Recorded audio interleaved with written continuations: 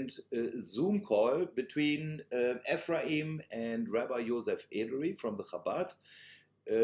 I invite you also to visit Moshiach News Global website from Rabbi Edery. You'll find it on mnglobal.org, and you can see even here what we have prepared for you. These videos are the result of a cooperation between German and European nation of Ephraim members, a Noahide alliance with the Jewish people to discover the light of Torah, Hashem's will, and the best way to prepare for the King Moshiach's arrival. So I invite you to go to his page to learn about what we're doing, what we're preparing, and I hope you will enjoy our second Zoom call. Thank you so much. Hello and welcome, Rabbi Edery, once again for our weekly discussion on the parasha. Last week we had Vayera, but there are also quite a number of issues happening right now in Israel with the elections and so on and so on. So how are you this morning? What's happening? What's happening in the land of promise? Promised land. Yes. Thank you all for having me. I'm happy to be here once again. I'm happy. I'm content. We have to always remember that it's God's plan. It's God's world. We are just merely small cogs in a great machine, and we need to take it easy.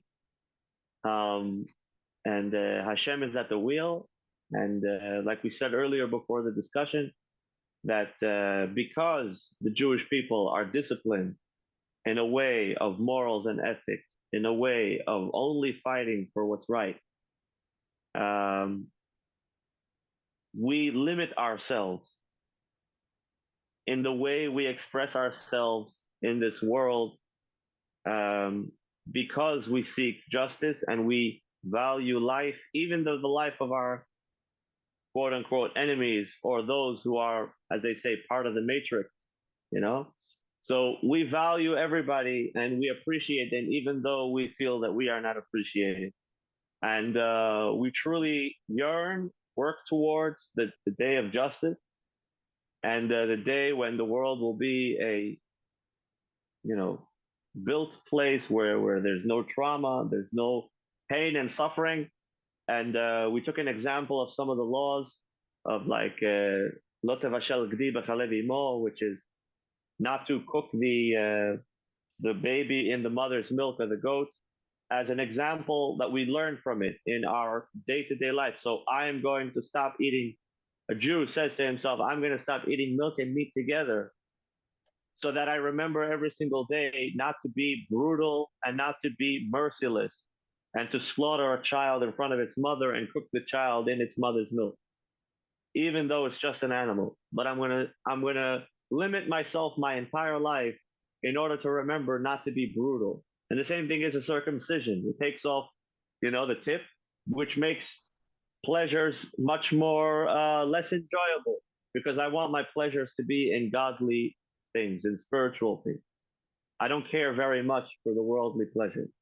This is the covenant that we make with Hashem. Hashem says to us, oh yeah, you can, some people just enjoy life, whatever. You want to be part of my team, you need to give something. And what you're giving is, and honestly, the Tzemach Tzedek said that if a non-Jew is not planning on becoming Jewish, there's no reason he should get circumcised, because honestly, he's taking away from his worldly pleasures. And, Hashem wants people to enjoy his great world, I guess. And unless you're part of the elite commando, you don't need to do that to yourself. So that's the Tzemach Tzedek, the 4 generations back of the Lubavitcher Rebbe. Also a great Kabbalist, according to Kabbalah. So let's talk about this week's Parsha. We'll talk about a little bit about next week's Parsha, because I always feel like We're like in the middle Yeah, of the week, and of course we're in the middle, of course, and of course, you know, when you again when you said, yeah, we shouldn't cook, you know, the kitten in the mother's milk. Of course, we have this awesome example directly with Abraham, who presents, of course, milk and cheese and meat, you know, at once, you know, and places them in front of the angels, the messengers. but you will see that he served them the milk before the meat. Yes, of course, and of course, you know, it's like he, you know, served the milk and then the meat, which is kosher. But no, I'll explain you. I'll explain you because in Judaism we wait 6 hours Yes, after we eat meat till we can eat milk. But milk we wait only 1 hour. Some people wait a little less. So milk is a big why because it takes much less time to digest in the stomach in the body, and meat takes much more time because it's no fiber almost and so on.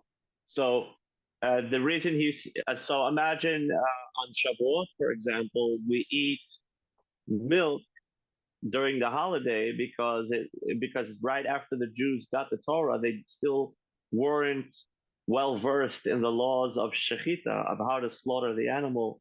yeah, So at the time they only ate milk. So to remember that on the Shavuot we eat milk during the meal, but we will eat, like, let's say some cheesecake or blintzes or whatever it is in yeah, the it's very beginning of the nice. meal. Shavuot, a very nice, Yeah. very nice And time. then we'll have, let's say, salad and fish in the middle of the meal.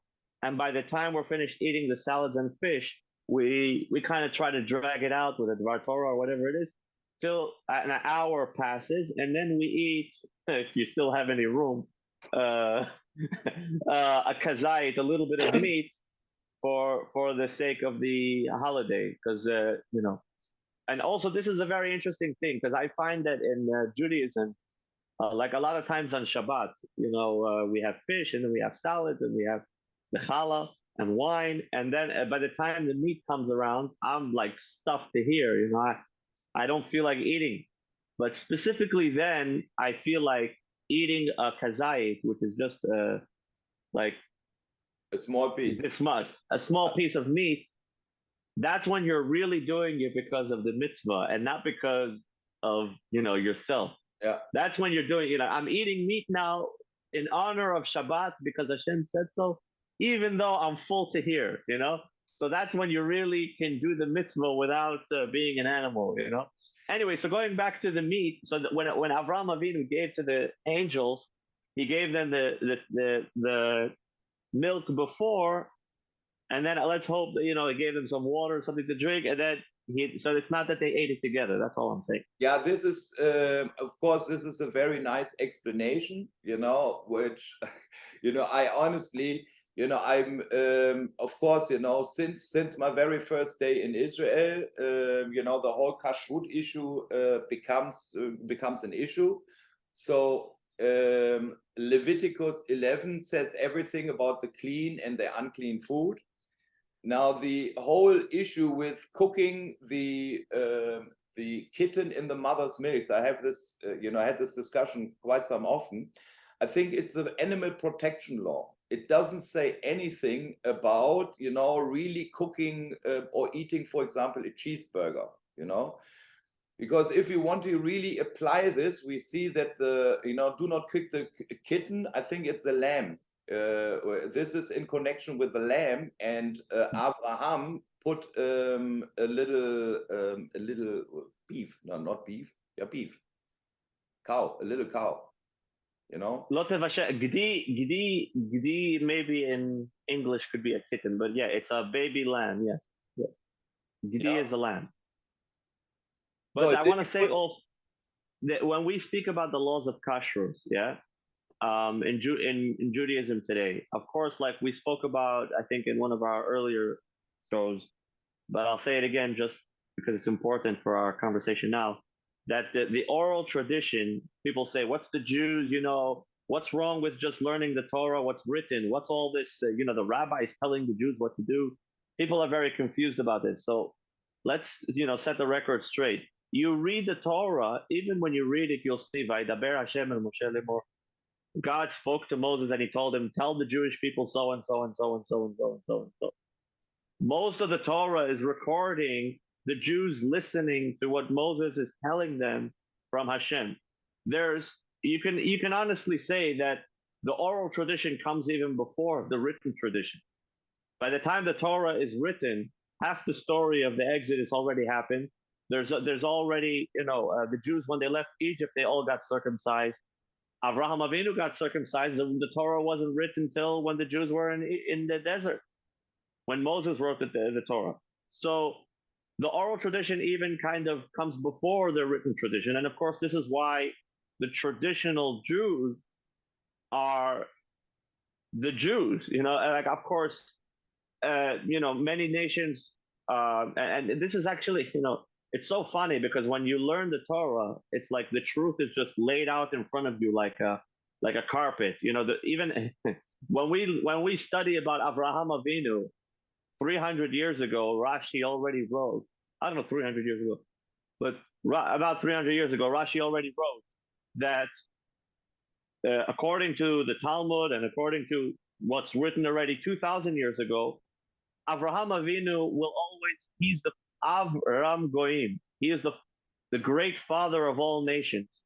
And the Talmud says that even people that are not from Avraham Avinu will want to claim that they're from him because of his character and because of the way he behaved. And the same thing kind of goes for the children of Israel in general. Many people want to join the Nachala, the inheritance, or the tribe, And this is something that the Talmud says straight up. And the Talmud doesn't have an issue with it because the Talmud actually says that this is a good thing because it shows that what the Jewish people are doing is a good thing. That's it, Yeah, But this now, is with the tribes. This is okay. Honestly, I read the well, comment. I want to address the tribes also because this is actually one of the new issues that's coming up now with the right-wing, strong Israeli party that I think the Israeli politicians are kind of missing, because most of the right-wing parties, they're just built-in Jews, they're not, and good for them, they're not really paying attention to, let's say, people like your organization from the nation of Ephraim and other groups that are trying to say, what about us? Even the Arabs in Israel identify very strongly with the Jewish people in a lot of ways. Even the Muslims, the typical Muslim, doesn't eat pork, believes in one God, has very strong family laws and respect for the family. Of course, in the Islamic world, you'll see, everybody knows honor killings is not exactly very common in the Jewish people, but it's very common in the Arab people. But the fact is that you might even say that the Muslims are even more religious than the Jewish people, because in Saudi Arabia, the laws are very, very strong. You cannot mess around or you'll go to jail for the rest of your life.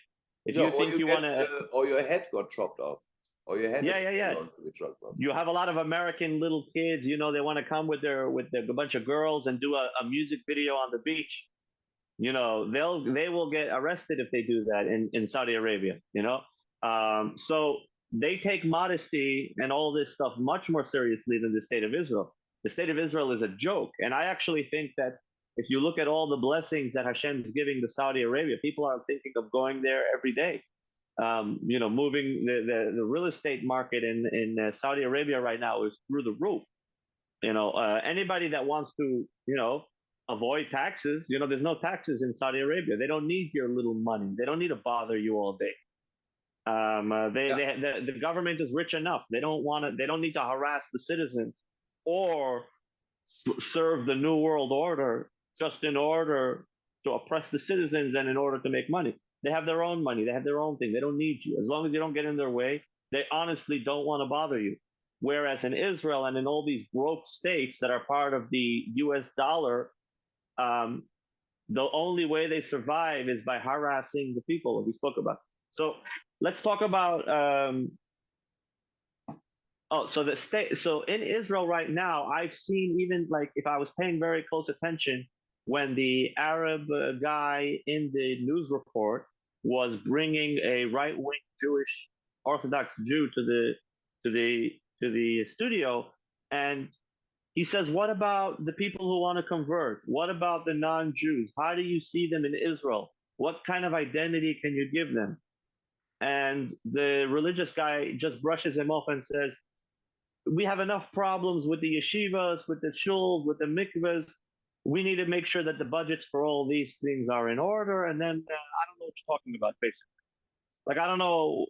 So, but I think it's very important because the Jewish people need to clarify to the Bnei Noach, the Muslims, our brothers, our cousins, whatever, uh, throughout Israel, what our stance is. We need to have an official um, you know, religious stance, a dat, a faith, a stance of faith towards these issues, in order to get rid of the confusion, in order to give people an identity, even if they're not part of the right-wing Ben Gvir, group. Yeah, but I think so far I saw, here Abraham Feld, Rabbi Feld, he gave out from Kollatur, I think it was the end of either end of 2015 or 2016, a whole page advertising in the Jerusalem Post, En Israel bli Joseph, there is no Israel without Joseph.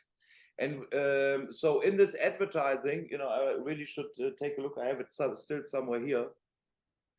It is reported from the Jerusalem Post that already, 2015 groups within the Knesset groups were formed and councils were formed to ask themselves, okay, what are we doing with these, the returning exiles, from the very beginning of the Declaration of Independence of Ben Gurion, the return of the exiles, meaning not the Jewish people. The Jewish people, yes, it's a homeland for the Jewish people, but they already expected that the lost tribes are coming back. And now we are, of course, we are coming in this huge, big issue, with naming, where we talked about short before. I said, I would like to slowly, move into direction where we have this, in quotation, sola scriptura, meaning, you yourself just said, yeah, exactly. So at Mount Sinai, there were no Jewish people. At Mount Sinai, there were only the children of Israel. The Jewish people developed later.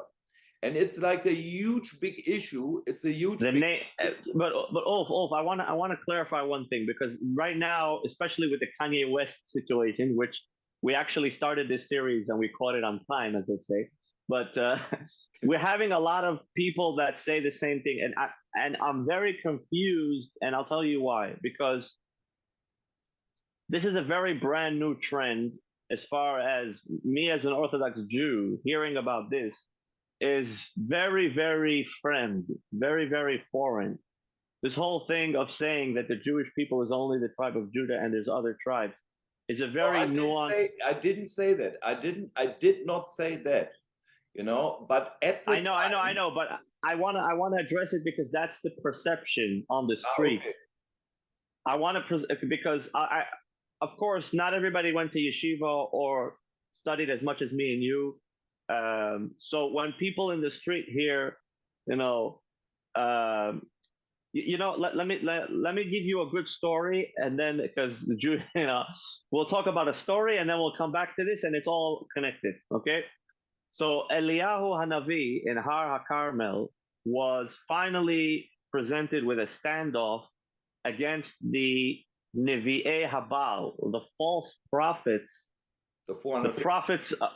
The prophets of doom and gloom, the prophets of idol worship, prophets of convenience, against Eliyahu Hanavi, which had to hide in a castle, and he had some ravens bringing him food. And anyway, so finally he makes it to this moment when he tells everybody, why are you jumping on the fence? Choose a side. If you are with God, join this side. If you are against God, go over there. And at that moment, everybody had to make a decision. Are you with the idol worship or are you with Eliyahu Hanavi? Who are you going to gamble with? And we're talking about, swords drawn. This was going to be a bet that was going to cost lives. And there were two cows, big, nice cows that they brought. And the mission was who could bring a fire from heaven down. Exactly. And the first cow that was going to go for the idol worship didn't want to go. He kind of dug his feet in the ground and he didn't want to go. Eliyahu Hanavi walked up to the cow and whispered, he says, I know they want to sacrifice you for the idols, but by you going up to the altar and being sacrificed, eventually there will be a Kiddush Hashem. There will be a great sanctifying of Hashem's name. So the cow goes, they slaughter the cow, they put him on the thing. Now, these idol worshippers obviously didn't have any godly gift, and Hashem wasn't going to send a fire down from heaven for their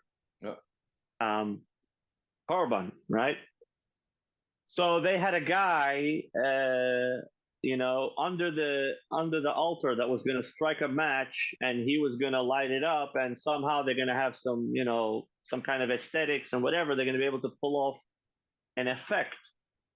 But obviously Hashem is greater than anybody's plans, and he's sitting there in the sand underneath the ark, underneath the mizbeach, and a snake comes and kills him, bites him in the throat and kills him. So now he's dead underneath the ark, and the guys don't know that he's dead. Obviously, there's too many people around because they put him there the night before. So there's too many people around now in order to switch him out, or to do something. They don't know he's dead.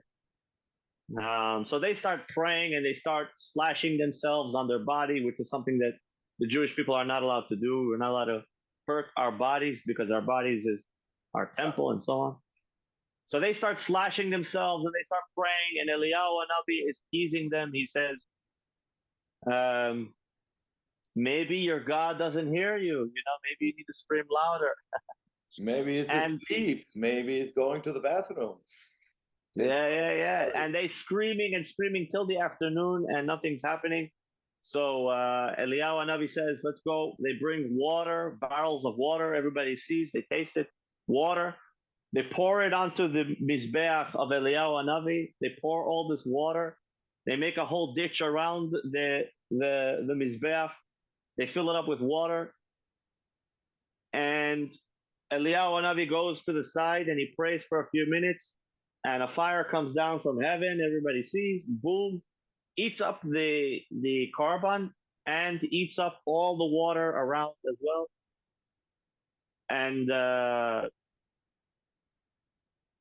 And then all the prophets of God just slice up the false prophets. And it was a moment in history, like when, I don't know. But I want to say something. The only reason Eliyahu Hanavi knew that these people are going to come was because he knew that they have the letzte kombina, the last kombina, the last way, the last trick. That he knew that they're going to have a guy under the thing. And he knew that they had confidence in what they were going to do. If not, they wouldn't come. And because of that, he knew that Hashem is going to make a miracle. In other words,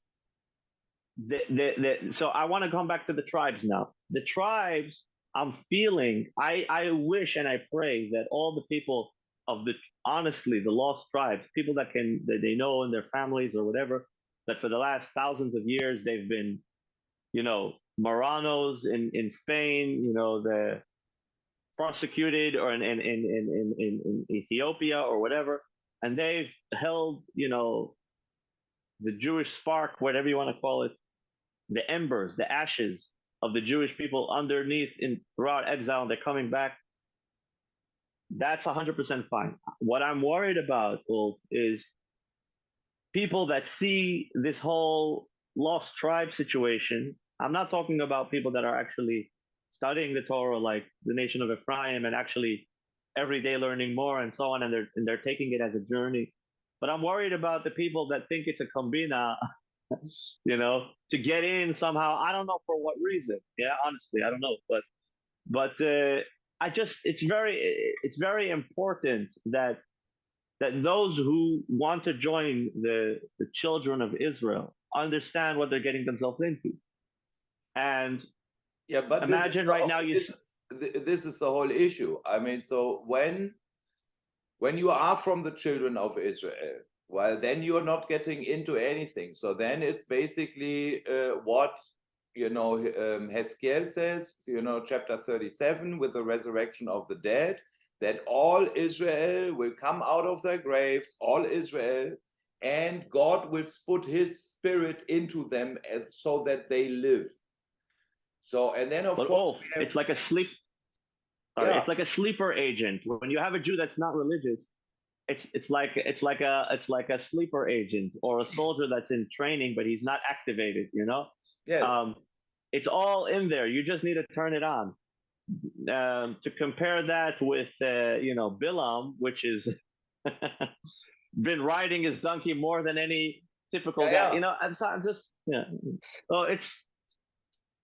As I told you also, like we said in the beginning of this show, being a Jew is not just or being part of the Nilvei Israel, the alliance of the Jewish people, the advisors of the Sanhedrin, or the Bnei Noach, or the Ger Tzedek, the Noahide that needs to keep Shabbat when he's in Israel. So this kind of level of commitment to Hashem's mitzvahs is very taxing on a human being. Now, of course, there's a lot of great things about the Jewish people, but honestly, people think that. I saw a video of a Chabad guy. He's explaining the 7 laws of Noah to some guy on the street, and the guy is just like, he's talking to him, and everything's fine, and the rabbi makes perfect sense. He's telling him, the 7 laws of Noah: do not kill, do not steal, respect the family life, and he goes through all 7 of them, and he tells him about Bnei Noach. And as the guy's talking in the video, you see he puts captions on the bottom. The rabbi's lying to me. They say that they try to distance people from converting. They don't really mean it. This, that, everything the guy says, he thinks there's something else going on. There's like a secret tachbulot, going on underneath. And of course, there's this other guy. There's a few guys in America that they're just driving me crazy. Like there's a few videos that.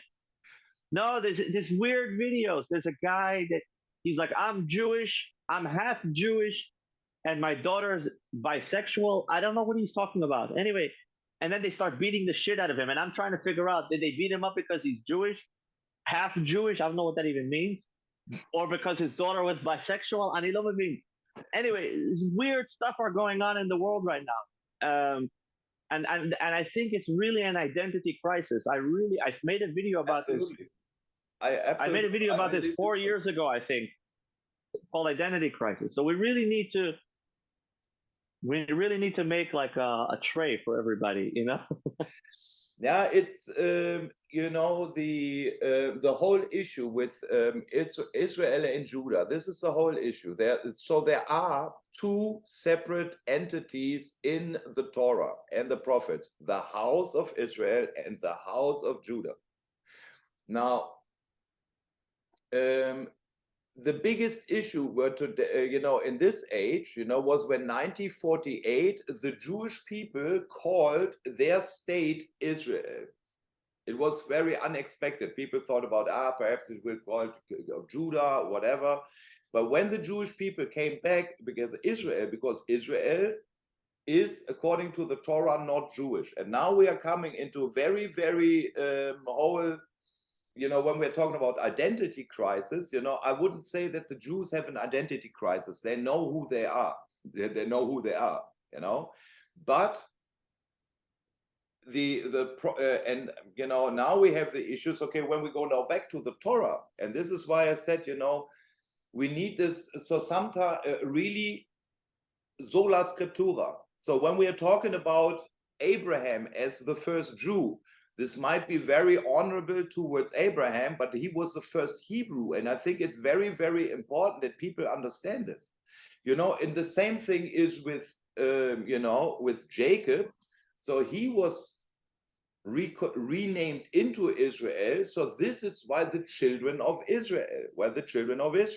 So the whole confusion about Ephraim and Judah and Israel, that comes only later. Only later when they are when the children of all 12 tribes came to Shmuel and wanted to have a king. When they didn't want to listen anymore to Hashem as their king, they wanted to have a visible king. And now the whole thing starts that you have a division. And I'm sorry to say this, it's because of Solomon, because he went into idol worship with his women. One of his 1,000 women, made a little mistake. So anyhow, so he was drawn away only because of David. Only because of David, he didn't lose the kingdom during his lifetime. Only when he died, he lost the kingdom. And since then, we have the kingdom of Israel and the kingdom of Judah. Now, if we, when I read through the Bible the first time, this was the first thing which it immediately, sticks out. It immediately sticks out.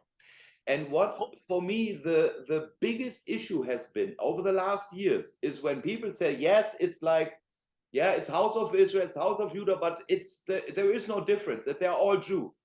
And that's not true. Wait, 1 minute. Okay. When they say they're all Jews, what they mean is that if we go through the story like you just did.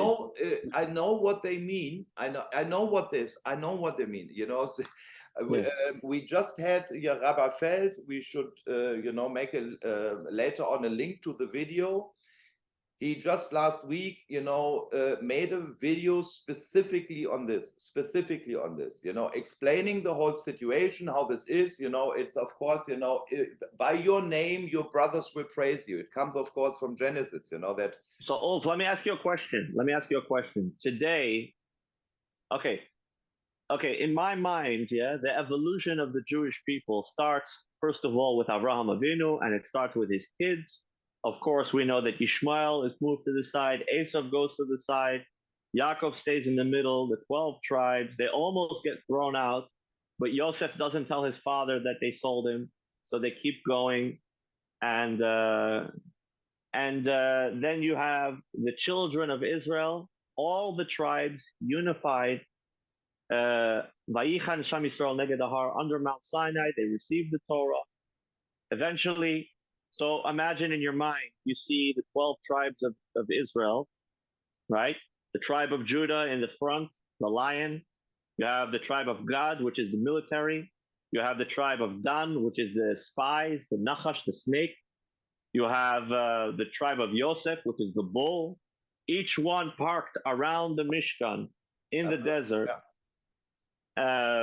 With a special mission. Naphtali is the deer. They're the quick, the scouts, the cavalry. And you have each tribe has a special, unique mission. Yeah. And then you have, of course, in the middle of the camp, you have the Kohanim, the Kohanites, the Kaganites, and you have the Levites surrounding the Mishkan, the ark, and then and so on and so forth. Now, at this time in the desert, before they enter the land, you have the 12 tribes, respectively. When I say 12 tribes, I mean also Menashe, Ephraim, the two sons of Israel. Basically, we have 13 tribes. Basically, after Joseph became Ephraim Manasseh, we have basically 13 tribes, whereas Levi, has to serve the temple and the Mishkan, and it's not in the military order. So this is why he's not around in the camp, because and then Mishkan. And then it says, Lo hayu yamim tovim liYisrael ki chamisha asar b'av. This is the day that my daughter was born. I don't want to compete with you with the dates and everything, but my daughter was born on chamisha asar b'av, which is the day that anyone who didn't find a match yet, they would go, and the daughters that weren't married yet would dance, and all the Jews the men would stand around, and if they saw someone that was they found favor, they would call them later and maybe try to book a shidduch or something. But yeah. So this was when did this start? This started when Moshe Rabbeinu gave permission for the tribes to intermarry.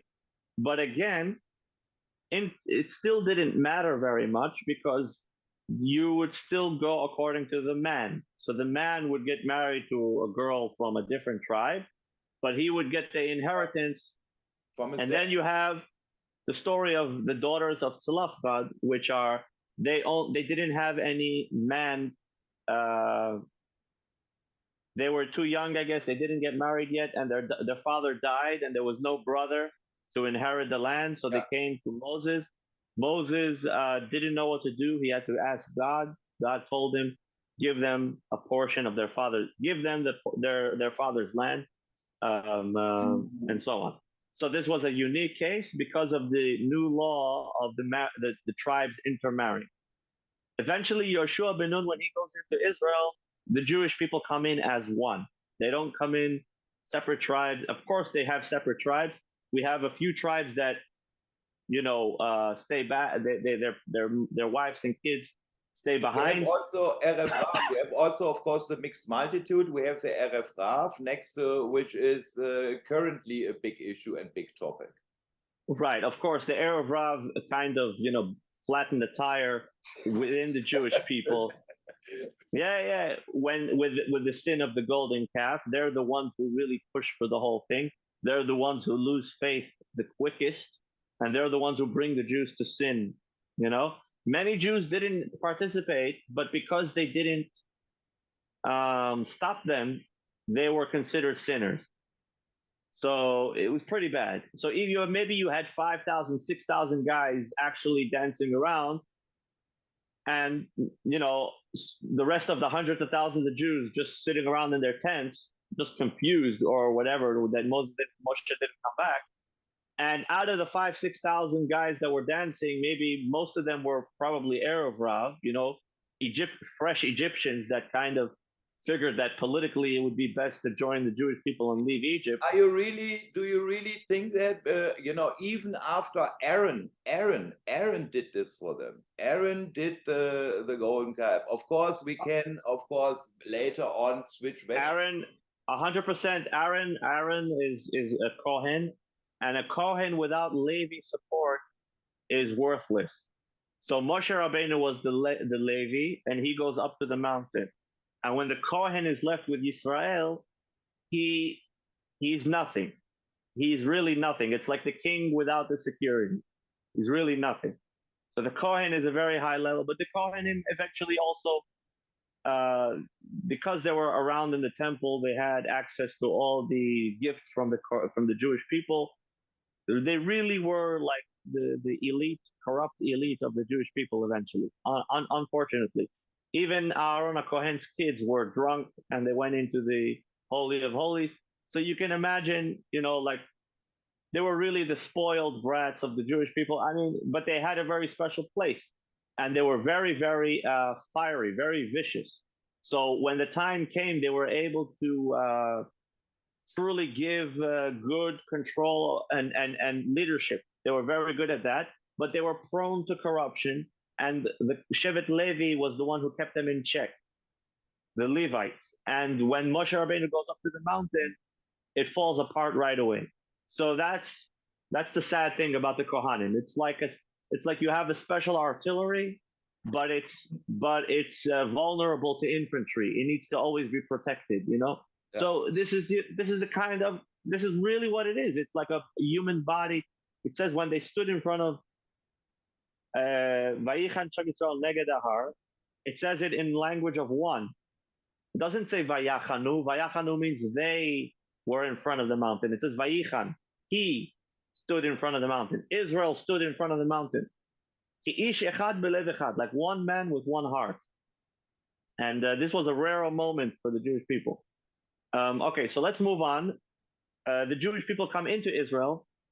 Sorry, Ulf, that I'm doing this. This is a whole issue. The Jewish people, yes, there were also Jewish people, but there were the children. Okay. And you see, Yossi, I don't want to straight, but this, I think it's super duper important that we get over this, because it's like we will have always confused. We will have always. Okay, so let me clarify. When I say the Jewish people, I'm referring to, like we said in our earlier class. We said in our earlier class that the nickname Jew for the Jewish people we find in Megillat Esther, in the book of Esther, when Mordechai from the tribe Yes. of Benjamin. There is in Second King Yehudi, of course, it's an expression, and of it's an course, expression. So when I say to belittle, very clear, I do not want to belittle anybody or anything, when and I think it's it's a very regular normal thing when the Jewish people says, yes, these are all our guys and they are all the Jewish people. I'm not but for the matter of better understanding, Hashem made everything totally super specific. It's not like, okay, just take, no. I mean, when you take a look at the description of the Mishkan, how it's connected, how many rings you have to make, it's always perfect. Every measurement is perfect. And there is my question to you is, the real underlying question to you is, do you understand that, of course, okay, so what I'm trying to say is like this. So first of all, we need to understand the story of the Jewish people, the children of Israel, and the children of Abraham, if you really want to go there, because there's a few developments. In the beginning, it's just a family thing. We know that Avraham Avinu, he tells his kids, don't marry from the daughters of Canaan. Canaan is the grandson of Ham. Ham is the one who cut Noah's, system off, and then Noah cursed him to be a slave to his brothers. So so that's the Negro community. Yeah, according to the Bible. Yeah, it's according to the Bible, but Ham, he saw something Canaan did. So Canaan was cursed, not Ham. Ham was cursed, but Canaan was born black. In other words, Ham didn't turn black in the middle of his life. It says specifically that Noah, when he woke up, he realized what his youngest son did, and this was Canaan. It was not Ham. But we can talk, but I do get this, but this is the... No, Ham, I don't even know if Canaan was born at the time. I'm not even sure if Canaan was even born at the time. But the whole story is between Shem, Ham, and Yafet. They were the three kids of Noah. When Ham Noah is drunk, and Ham does what he does, and then he comes and he tells Shem and Yafet what he did. So Shem and Yafet, they take a blanket and they turn around and they cover their father. So according to that, I would have to assume, I have to double check, but if I'm not mistaken, Ham is the one who does the deed. Noah curses Ham, your kids will be slaves, and then Canaan is born and he is black, Now Ham, even the word Ham also means like hot, dark. So hot or dark. So it's possible that he was also a little dark. I'm not sure. But definitely Canaan was, the full deal, the real deal. Like he was the epitome of the curse of Noah. Now, and we see it till today that's, the curse continues. Whatever. Now, okay, so let's go. Okay, so the Yefet is like, he's not here and he's not there. He's the child. He has no special, he's not the father of the Jewish people. The father of the Jewish people is Shem, right? And eventually his grandson Ever, and eventually Avraham Avinu. And then Yefet is like, he respected Noah. He helped Shem put the cover over, but you don't hear much about him. If I would have to guess, maybe the Germans are from him. I don't know. But like not here, not there, kind of, yeah, sure, I'll help you. Yeah, sure. Like, I don't know, kind of open for suggestions, kind of. That's what it seems like. Now, Edom, Rome, like we said, that's from Esau. Italy, Rome, that's, America a little bit. That's Esau. That's Edom. So if we look at the Torah, we can find where everybody is. It's not a big deal. No, it's absolute. I absolutely agree. You literally just go in and, I mean, for some people. And this is the whole issue that, we can identify today. I mean, still we have Babylonia, with the Iran, the whole issue with the king of Persia, what was still going on. Okay. So we have the Syrians. Now the Syrians, of course, they went into, Ephraim and... There we are. Yeah, now Ephraim, of course, was taken out from Syria. So are you still back? Yeah. You see me? No. Yeah. Yes, now I see you. So,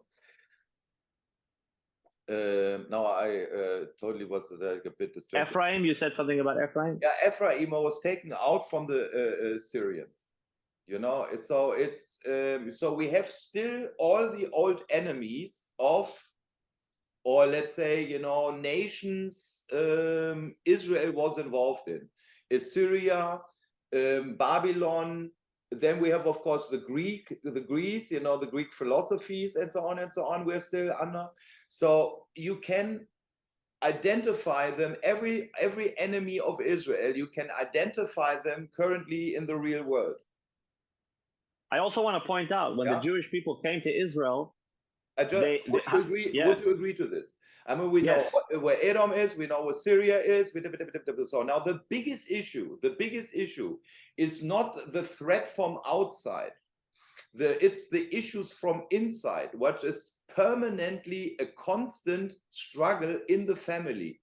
Cain and Abel, Shem, Ham and Japhet, Isaac and Ishmael, Esau and Yaakov. So we have the complete story, and in Genesis, it's all about family. It's all about family and the descendants from him. Now, and this is why I'm standing so much. So when your father was a Jew, or was Judah, well, then you are subsequently always a Jew. So when your father is from Reuben, well, then you are also a son of Reuben. When your father was Joseph, this will never, ever change, because it's a physical issue of the seed, the serah. The serah, which going out from generation to generation to generation. So, but in between, of course, we see these major events, of course, in the Torah. The flood, of course, where we got our Noahites from. Then, of course, the revelation from Mount Sinai, huge event. But then, of course, going with Joshua, into the land, and we should really say, yes, it was Ephraim through all, Yehoshua ben Nun is from Ephraim.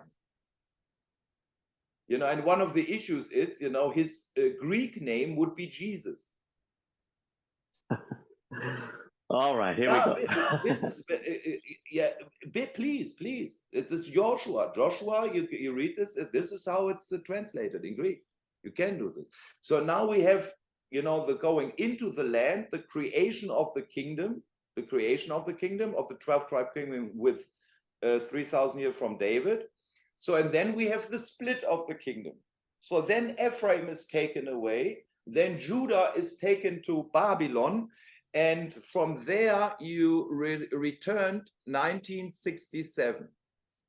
So when we read in Jeremiah, Jeremiah 29:10, it says, okay, only when the 70 years for Babylon will be fulfilled, then I will bring you back to this place and I fulfill all the good words and promises to you.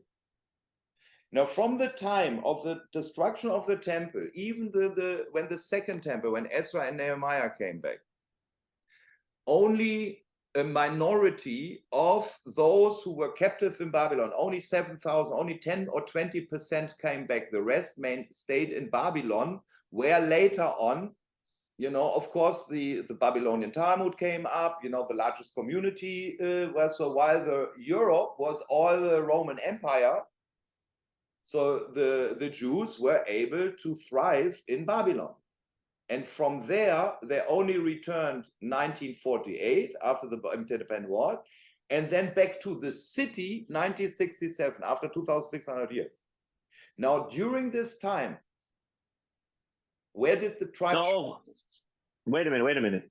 So, I tell you what, the tribes. It's okay. So first of all, there's something called the Sefer Hayichus, Sefer Yuchasin.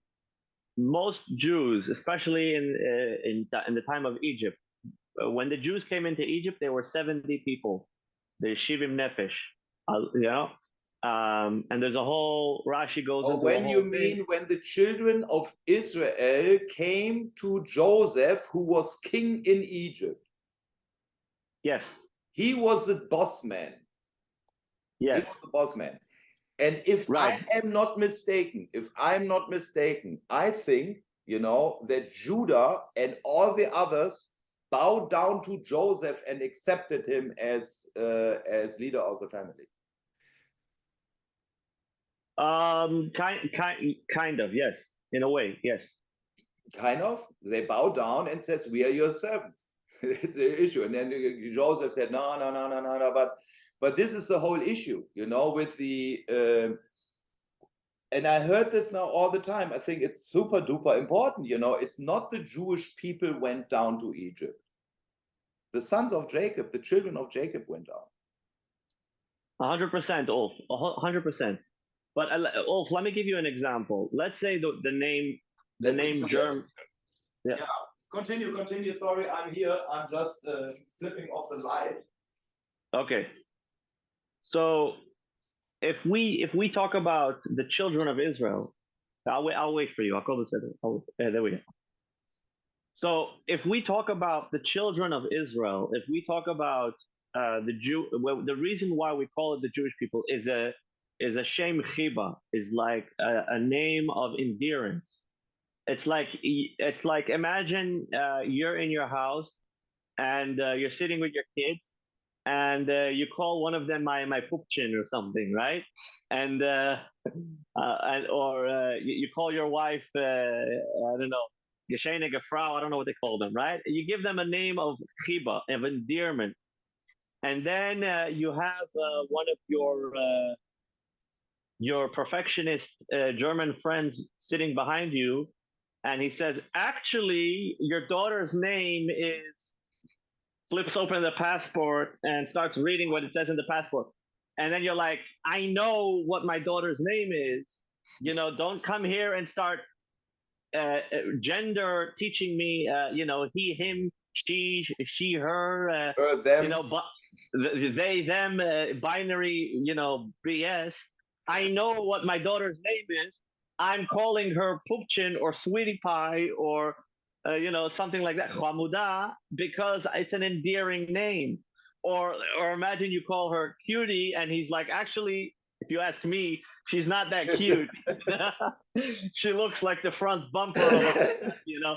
So you can tell, you know, it's not. So it's not about if your daughter is to you she's cute. You're her father, or you're the one endearing them, you know. So in my opinion, really, of course, if I was talking now to a bunch of archaeologists, I would definitely tell them that that the Jewish people are the children of Israel, not to be confused with, you know, anyway. But now that I'm talking to you, or today, the modern way of speaking is the Jewish people, and like as I told you, it's an endearing name, and I don't mind not to use it in our classes technically. But I think that it's so common. 90% of the world understands that the Jewish people are the children of Israel, and that's what I'm saying. There's kind of like someone shoving a wedge in there and trying to like knock in. No, it's I mean, Joseph, you should really, you know, from our side, there is not a bad, but I think really because we are today in this huge big time of confusion, and it's about definitions. It's about definitions, you know. And in the, I mean, you know, when we are talking about the gender, okay, so the definition of the who is what, you know, I mean, it's super duper important. You know, in science, it's impossible, you know, to come to a complete right understanding when your words are mixed up and people are using words they do not understand. Okay, so now we of course hope to attract, you know, people who are currently, you know, outside, you know, they outside Israel, you know, who are reading the Bible and going back, and to find a way how to serve Hashem based on the Torah and make peace with the Jewish people, according to Jeremiah 31. So, and for that, I think it's super duper important that we, you know, that we stick with the biblical terms, with the biblical terms. So then, Ulf, if so, then how do you just casually? I mean, so then, what is the basis of calling the nation of Ephraim the nation of Ephraim if genealogy-wise, I mean, it's you know, has to be worked on, like you told. Okay, so yes, it's absolutely, and I tell you also, because Ephraim, of course, you know, yesterday, yeah, no, Ulf, I'm not. God forbid, I'm not trying to give offense, but I'm asking you an honest question. I'm giving you an absolutely, totally biblical answer. So, number one, Genesis 48, Ephraim is Israel. Genesis 49:10. I'm saying that the son of Joseph is the Shiloh. He is the Shiloh. Okay, and when you go in Ezekiel 37, it says that the stick of Joseph is in the hands of Ephraim, which means he holds the birthright. And it's specifically in Chronicles, 1 Chronicles 5, and it says, yes, although Reuben was the firstborn, he was not measured according to the genealogy. The sons of Joseph, they are the birthright. And it's very, very super specifically. So, you know, when we started Ephraim, you know, it's not yesterday, it's 2005. Because in Ezekiel 37, you see, okay, there is Judah and all the Israelites maintaining with him. And then there is Joseph, and the stick of Joseph in the hand of Ephraim, and all his companions, all the other Israelites. So, let me. I want to put some context into all the things you mentioned. So, first of all, during the blessing that Yaakov Avinu is giving Menashe and Ephraim, so he's blessing them, and he's blessing Menashe and Ephraim, and Yosef is there, and Yosef is the father, and he wants that the right hand of Yaakov should be on Menashe's head, because Menashe is the older, the firstborn, and Ephraim on the left hand. But Yaakov Avinu switches his hands like this. Okay, he switches his hands, and he tells Yosef, "Don't worry, Menashe is also going to be great, a great nation, but I want to bless Ephraim because there's something special about him." Yes, and that I see. Melo Haguim. He will be the fullness of the Gentiles. Okay, that according to what I've studied in yeshiva, I'll tell you what we studied about why Ephraim got the special bracha. Okay, because Mordechai. Remember, we said Mordechai, the Jew who did not bow down to Haman in the story of Esther, and the Jew who he was from Benjamin. Benjamin, right? Yes.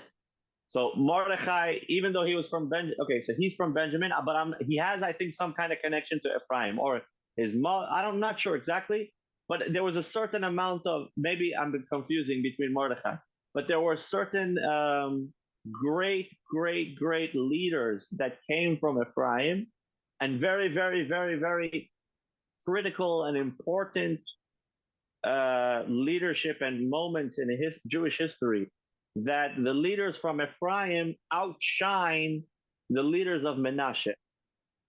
And Yaakov Avinu, being a prophet, saw that. And that's why he wanted to give an extra blessing to Ephraim. Now, from what I studied, wait a minute. From what I studied, I'm just going to say, from what I studied, I do not recall that the birthright or the firstborn rights of Menashe went to Ephraim. I just don't recall it. Maybe it's something I missed. And Yeah, I also want to because say, exactly this is its adoption process. Because so why? wait, 1 minute. Also, Yeah, another thing is that Reuven's firstborn rights, I also don't think that I saw were ever taken away. The only one in the Torah that we know for sure there was a fight about the firstborn and the birthright was Esau, when there was a transaction and he sold his birthright and then later regretted it and wanted a refund. But I don't know if Yaakov gave him one. But no refunds. other than no refund. So other than that, I don't see clearly that there was a and again, you have to also read from the language of Yaakov. Let me say it like this: you have to also remember that the firstborn goes by the father. Yaakov Avinu had many wives, so Yosef was technically a firstborn from Rachel, and Reuven was a firstborn from Leah. Yeah. But Reuven was born first, and that's why he's the firstborn. Now, Menashe and Ephraim are Yosef's children. They're not Yaakov's children. And as children of Yosef, Menashe is the firstborn. So Menashe has firstborn rights, even though Ephraim gets a bigger blessing. Reuven has firstborn rights, even though Yosef is also a firstborn, but only from his mother, so it doesn't matter. So you have a little bit of a mix of things, but there was always a consistency in everything. Now, Ulf, today, as I wrote in the article on MN Global, and this is the most I can do, is that the nation of Ephraim, in my mind, is an amazing thing because the organization or the group symbolizes a group of people that clearly are interested in studying Torah in a realistic way, unlike, for example, Kanye West, which has an album that says, he says, I'm Jew, but on the other hand, he still believes in Jesus. He still worships on Sunday. He's still eating bacon. He's not trying even remotely to learn or study with a rabbi. He's involved in politics and he's whatever. He's involved in Hollywood, like we said, a very, very bad place for spiritual growth. So he's completely lost, completely. When we're talking about identity, for the people that are identifying, in my opinion, as the nation of Ephraim, they're studying this. They can identify as Bnei Noach, Noahite, and many of them want to move to Israel so they can begin to study the laws of a Ger Toshav, of a citizen Ger in Eretz Israel, in Israel. So those are halachic Jewish laws that apply to them, and they have the right, the Jewish right, to study the laws that are connected to them, whether it's a Sheva Mitzvahs Bnei Noach and or the laws of a Ger Toshav in Israel. So you have the biblical right, the law, the commandment to study these parts of the Torah.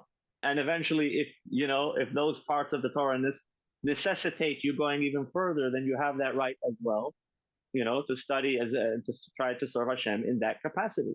So as far as that's concerned, of course.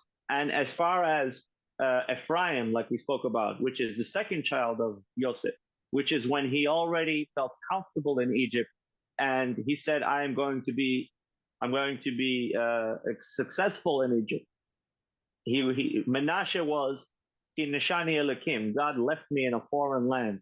He was upset still about the trauma, what happened to him. Ephraim was when he's already being successful. Paro is listening to him, and things are turning out for the best. He has a position where he can help his father and his mother and his brothers and sisters and his family. So Ephraim is the moment of flourishing in Egypt, where he's able to prepare the yeshiva. Yehuda goes ahead of of the rest of the tribes to open a yeshiva in Goshen. And Yosef, of course, helps with all of that.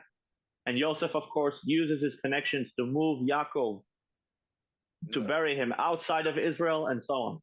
So this is a moment when Yosef or the Jewish people or the children of Israel are feeling, Ephraim symbolizes a moment when the children of Israel are feeling very comfortable in Egypt, in their service of Hashem. Of course, when Yosef passes away, there's a moment of darkness, and the Jewish people end up in slavery because they get too comfortable in Egypt, you know, and it's pretty bad until Moshe Rabbeinu comes and saves them. But the moment that Ephraim is in the business, it's a moment of spiritual and physical abundance for the Jewish people or the children of Israel in the land of Egypt. In Egypt, which is, again, like we said, the father of all the impurities of the world. Where everybody is going back to Sinai. So now I really wonder why nobody ever got the most obvious. Why did Jacob bless Joseph? Because it was his most favorite son and all the other guys sold him. So this is why Genesis 49 is not a blessing, it is a prophecy. And it says directly in the first verse in Genesis 49. Whereas Genesis 48 is a continuation. So we have Abraham, Avraham Avinu, he gave everything he had to Isaac, you know. So why are we, okay, it's 25:5, you know, Genesis 25:5, and I said, okay, you know, it's at some point, you know, with the birth dates and stuff like this, you know. So anyway, so this is Genesis 25. So then Isaac gives over his firstborn blessing to Yaakov. And the first thing he does, he runs out and meets Rachel and, you know, have the dream and so on and so on and so on. And now all his sons. So finally, Rachel has a boy, finally, you know, the last one. So he puts him in a nettle dress. And now this boy is sold. Can you imagine what this would be for you? First of all, you think for 17 years that your son is dead. You think it's dead. And then it comes out, he was not dead. He was sold by your other children. But Ulf, do you have evidence to prove that Yaakov Avinu ever found out? Because I don't think he found out. Of course he found out. Doesn't say it in the Bible that he found out. Yeah, when they heard that his son Joseph is alive. He heard that he's alive. Yeah, he heard that he's alive, of course. Okay, listen, you know, when you... I told you that the reason why Menashe and Ephraim hung out so much with Yaakov was because Yosef wasn't interested in sitting next to his father because he knew that he's going to ask him, by the way, where were you for the last 20 years? And then he's going to have to answer him, oh, my brother sold me. And then Yaakov Avinu is going to throw his brothers out. So he avoided meeting his father when he was in Egypt. Very, very short. Hey, hi, goodbye from far. But he avoided and he sent his children instead the whole day to sit with Yaakov because he was trying to avoid this question, because he would never lie to his father and he would never hesitate to answer. But he knew that the second his father asked him this question, it's the end of his brother. And he was avoiding. This is why I point this out. Yeah, I know it would seem obvious that he would figure this out.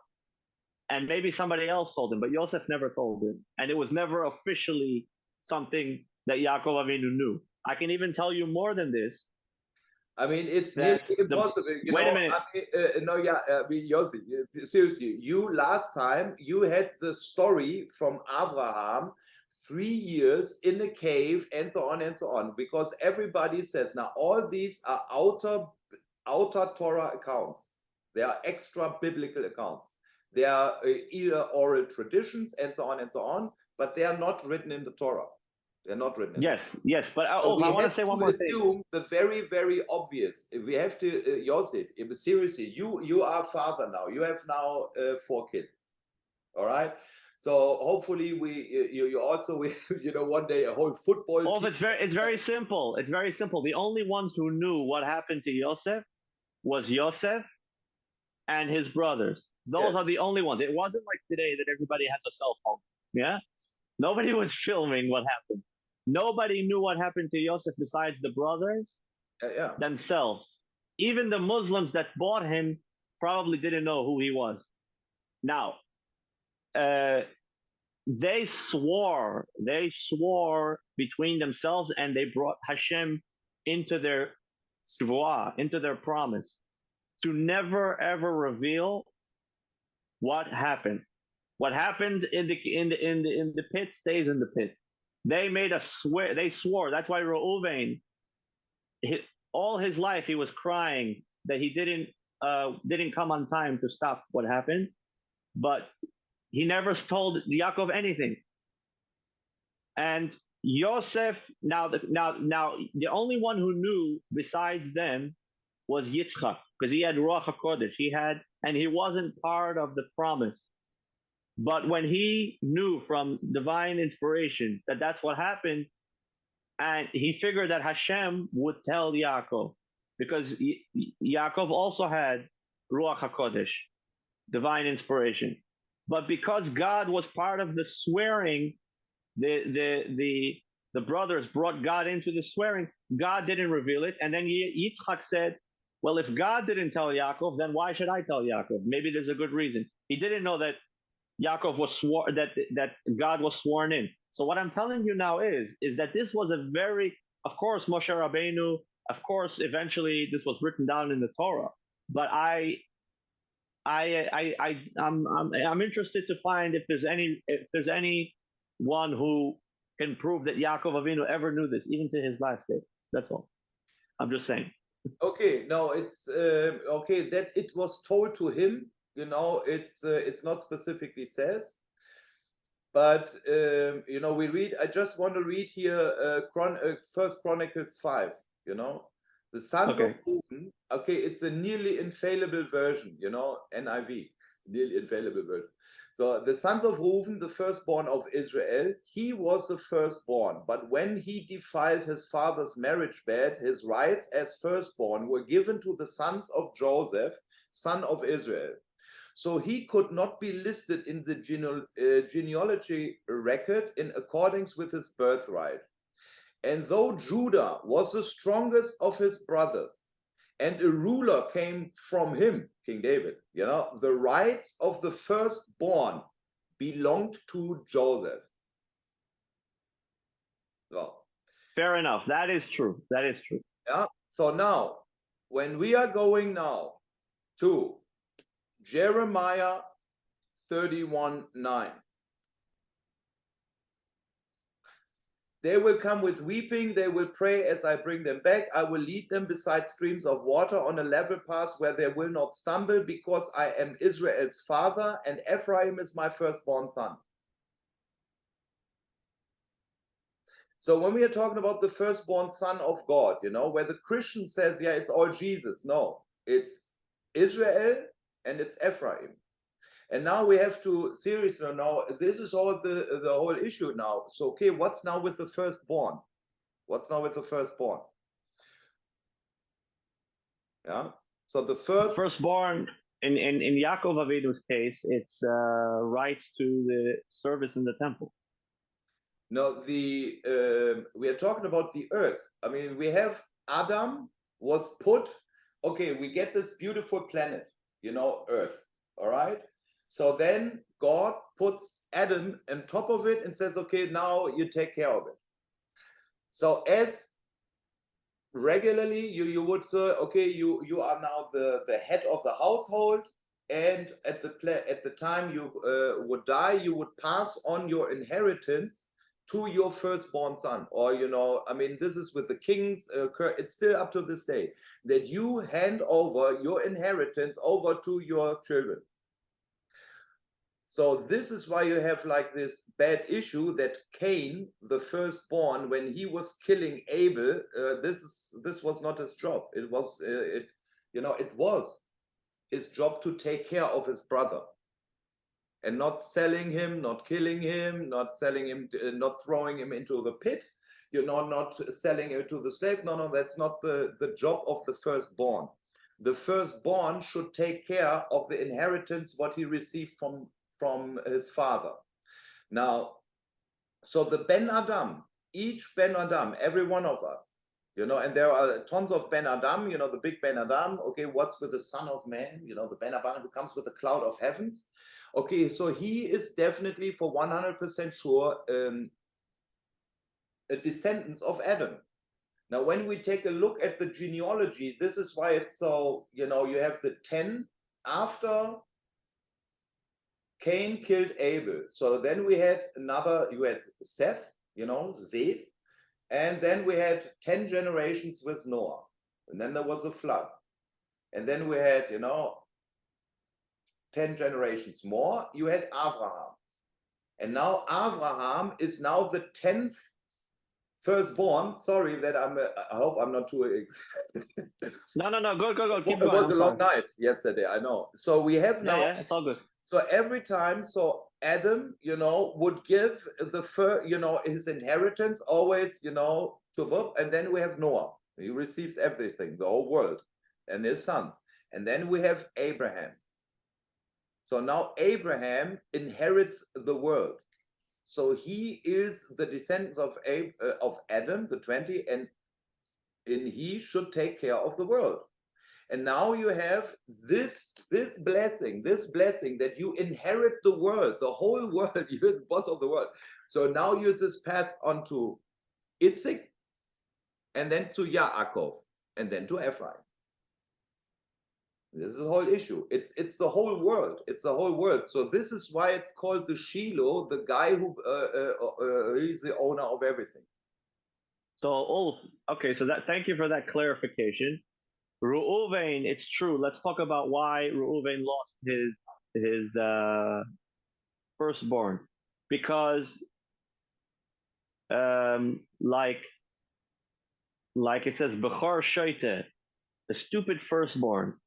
Because the firstborn sometimes is he's kind of the practice piece for the parents.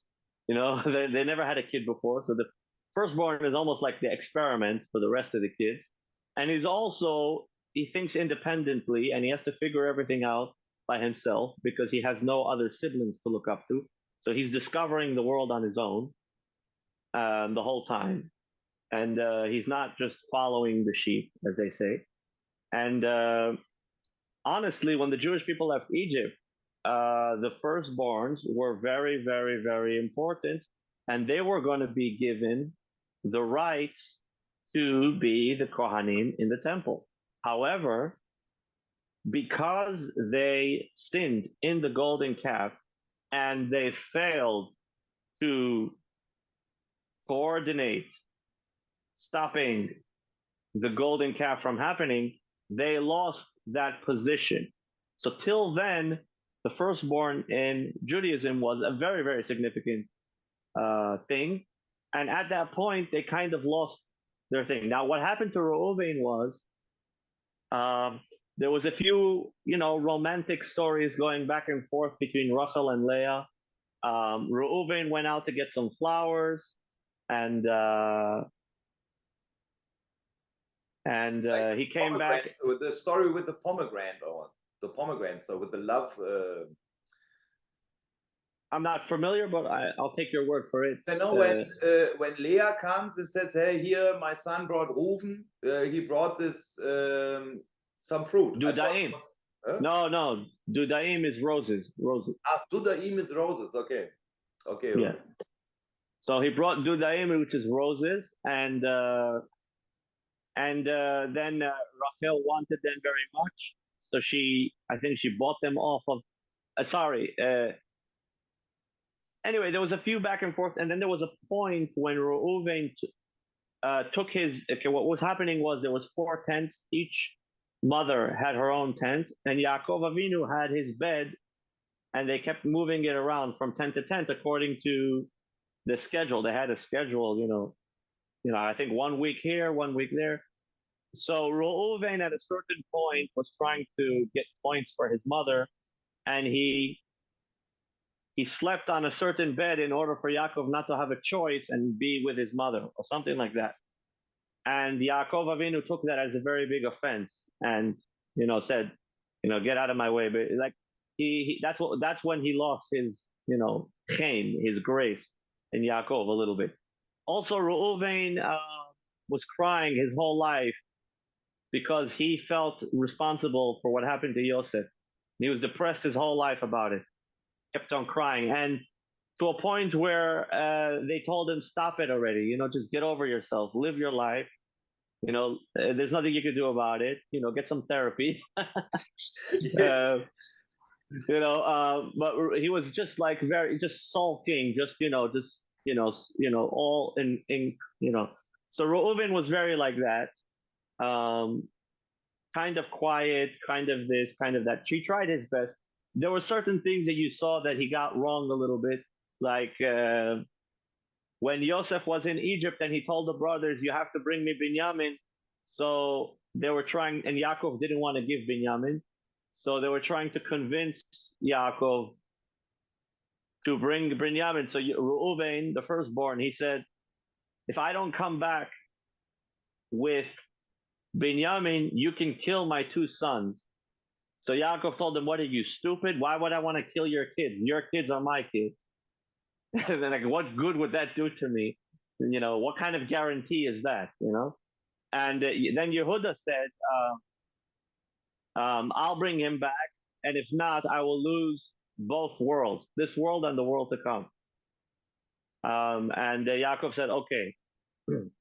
So you see that Reuben was trying his best, sometimes very misunderstood, but he also wanted to stop the selling of Yosef.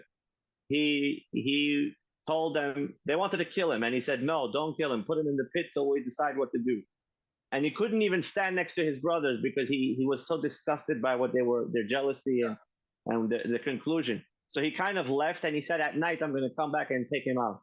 But by the time he came back, they already sold him to the caravan that passed by. And when he realized what they did, he screamed at Yehuda and he said, "You are such an idiot. Now, what are you going to tell Dad?" And then they made the promise. Yeah. But still, Reuven always felt guilty for what happened.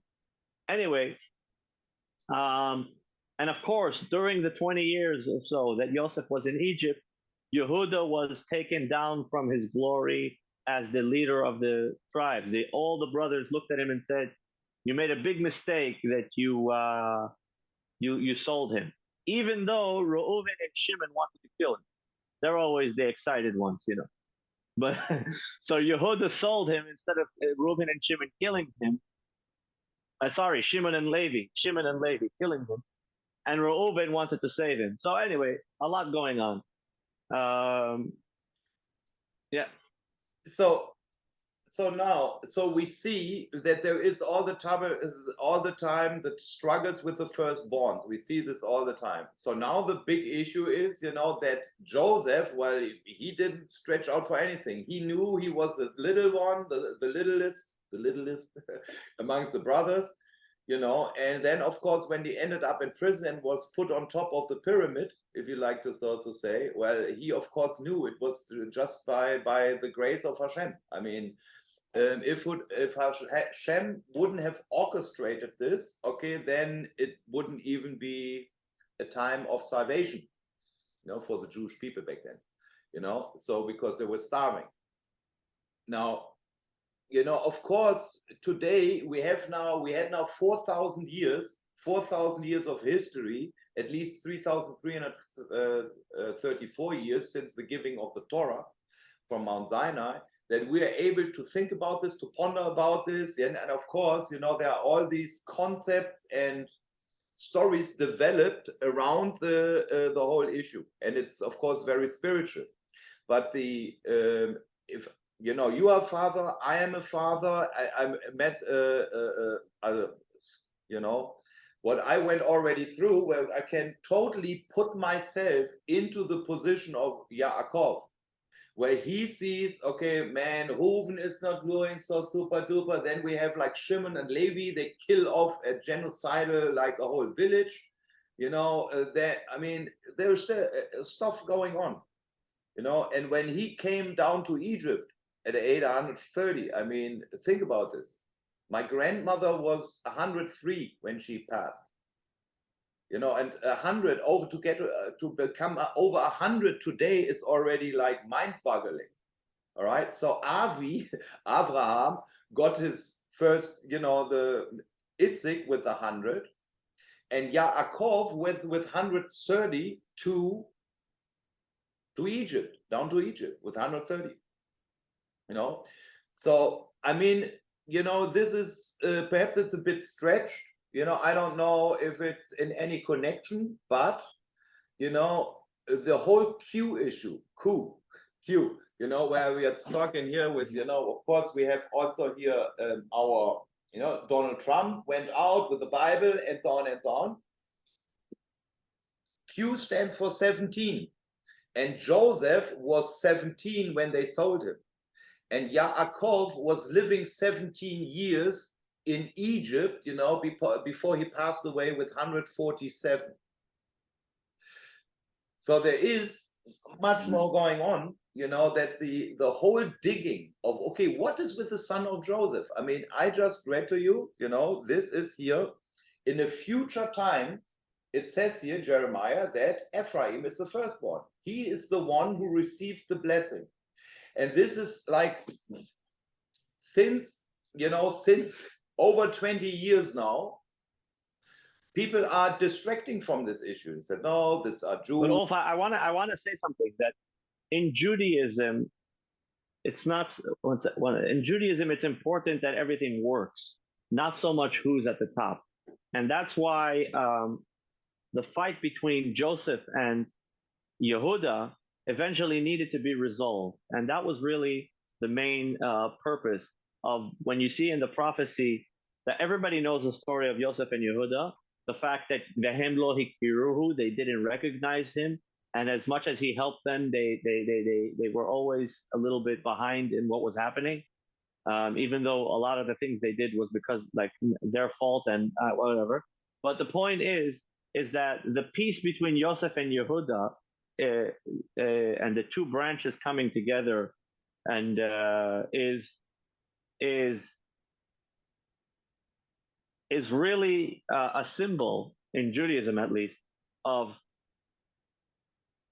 understanding on a very, very, very deep level of each other. Okay.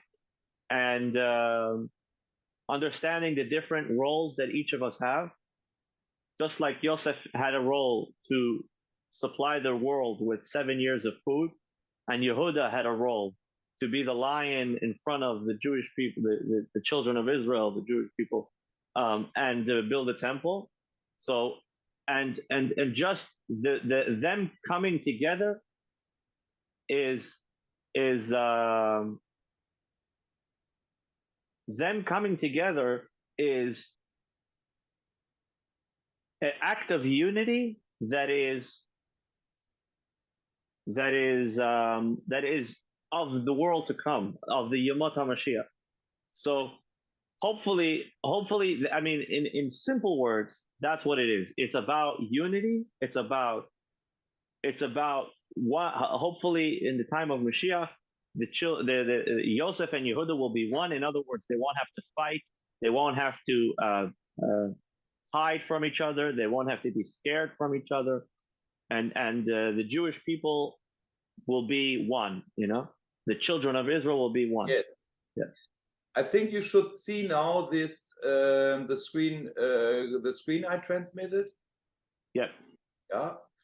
Okay, so this is now the whole unity issue. And we are talking about this now very extremely serious stuff.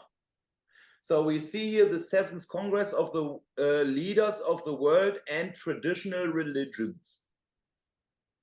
Yep. September 14, 15. So, and of course here you see, you know, left in the picture next to the Pope, you see here David Lau and here Itzhak Yosef. Yes. Right? So the whole, regardless of what we talking about, Ephraim, Judah, so this unity issue and so on is currently portrayed in the world, and it's all under the Pope, all of them. And of course, they are extremely, because the Roman Catholic Church, okay, they for them it's like very important, to put their theology on top of the Jewish theology on Orthodox Yes. Judaism. I mean, this is it's like an add-on in there. Now, what I wanted to point this out with this, so number one, this is exactly on the same day, as I told you, when our guys are visiting the Western Wall together with Rabbi Feld, So this is the same Yes. day. Yeah. So we have here two places to the right, there is like this guy. So this is the Imam Azir. I have to take a look at this.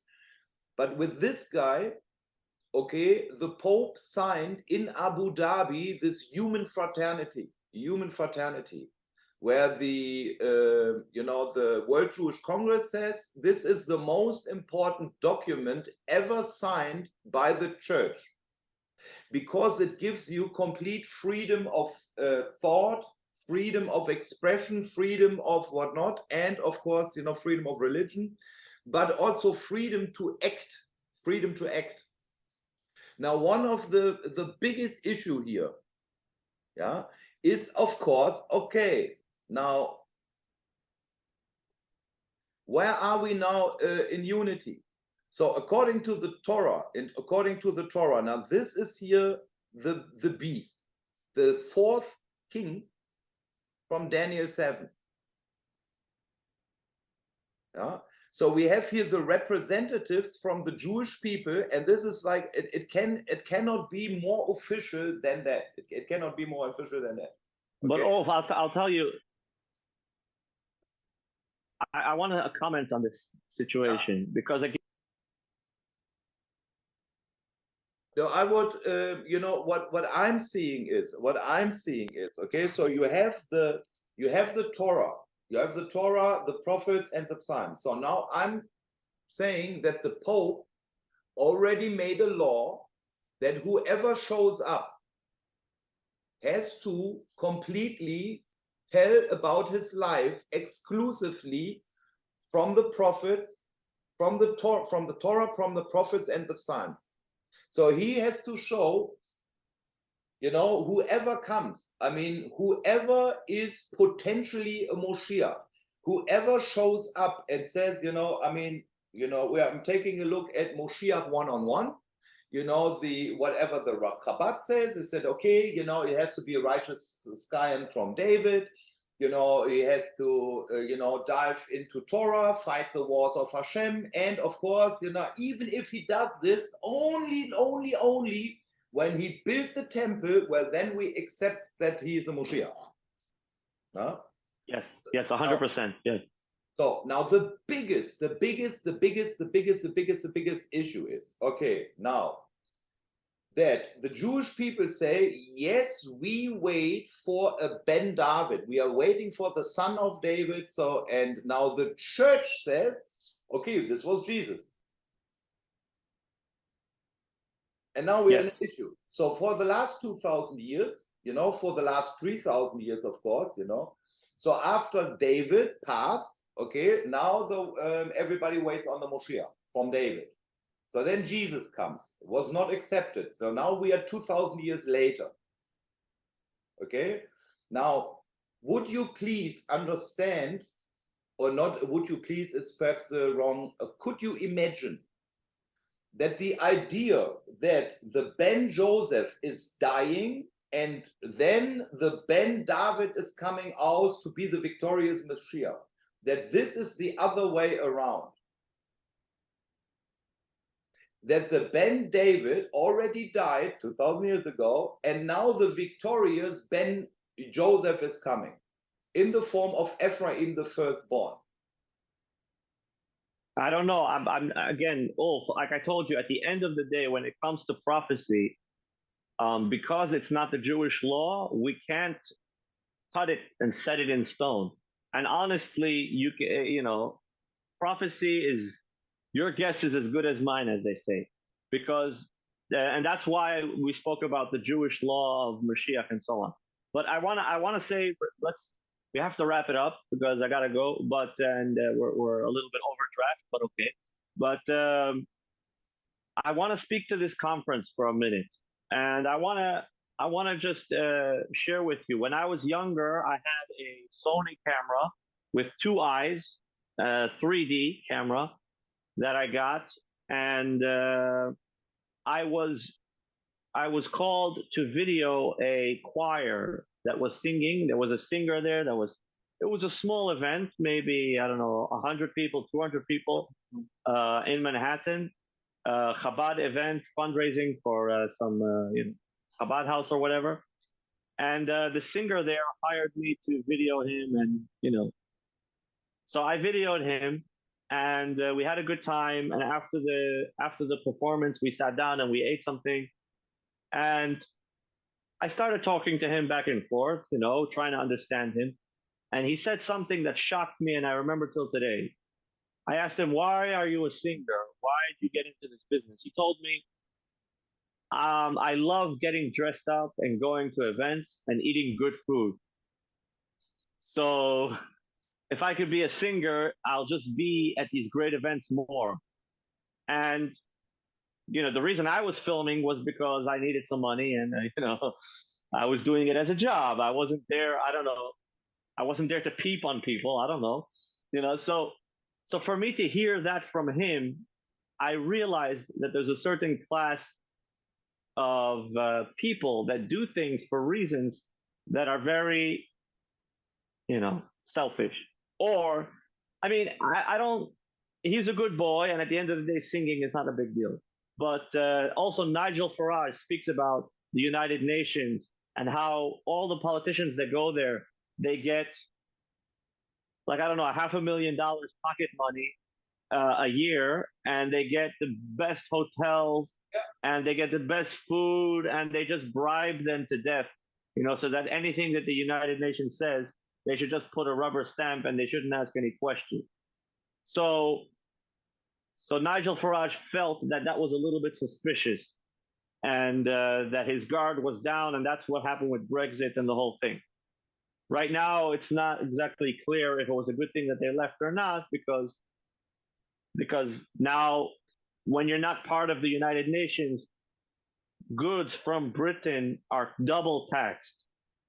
Let's say in Europe. Yeah. So now you're not part of the community. You're part of like your own separate thing. So now shipping costs more, and taxes, and security, and going through everything. So it's very, very hard for the British people now, because now they're not part of the club, So I'm not sure if it was a good thing or a bad thing, but we'll see. We'll see soon. Anyway, what I'm trying to say here is that these people coming to this group, to this meeting, the chief rabbi of Israel, all these people, I don't know why they're there. Maybe they're there for the good food. Maybe they like hanging out with people that are polished. Maybe they have like they have a, like the psychopaths or narcissists. They're just sick for power. One thing is for sure, people like me and you don't, and we're like leadership material in our communities. People like me and you don't understand what they're doing over there. There's no depth in what they're doing. Okay. They're doing this is the whole drive for a one world religion, where all the differences are going away. We are believing only in one God. We are only belonging, and the Pope is the Antichrist. I mean, they built him up so that we know from Jeremiah 25, that even Israel, they had to serve Babylon. They had to serve Babylon for 70 years. There was no way out. Nowhere. Everybody had to serve Babylon. And the same thing happens in the last days. That means that all the world had to serve the Pope as legal successor of, Julius Caesar, Augustus, and Titus, of course, who destroyed the Jerusalem. So he's the legal successor. And they built him up to be the Antichrist until the real Moshiach comes and figures everything out. This is the whole issue. Let's finish up and then. Okay, sorry. So my we take really need a wrap up. 30 okay, seconds. I Go ahead. my take on this, okay? Everybody participated. We are the new world order. The new world order we are talking about, okay, is in a way it's structured because the Pope always said that he represented Jesus. So the Jewish people over 1,700 years said, no, it's not true. So at one point, the Freemason says, okay, we put him on top of our new structure. So in the moment, the real deal is coming, the real Shiloh, the real Moshiach. Well, then the Pope is taken away, all the structure is going down, and then the transfer of power is going from the Vatican over to the to Jerusalem. And this is what we're seeing now. So the chief rabbis, well, they couldn't get out of this. It's totally impossible, you know, and the yeah, nobody is getting out of this. I mean, we are talking about now all the leaders from the World Jewish Congress, the leaders from the American Jewish Committee, here the rabbinical court from Germany, the rabbinical council. They're all going over to the Pope. They're all going. Okay, so let's hope that there should be peace in the world, and let's hope that somehow this thing shouldn't, as you said, let's hope we can turn this ship around. And when I say this ship, I mean humanity and the world into a place of serving Hashem properly, as it says in the Torah. If these guys are bored, they have some money, they want to make some conferences, feel good, and eat schnitzel, that's fine with me. Let's hope that they don't do more damage, and that the people that actually fear God and love God can have a part in building this world to be a better place. Yes. Oh, thank you so much for having me. Okay, you need to go. All right. Yes. All right. It's been a pleasure as usual. Very exciting this episode. So we were. I'm really looking forward because I really want to get down to this with the Shiloh, with the Pope, with the chief rabbis, because I believe we are at the brink of that the whole thing is coming down and we are moving over to Israel.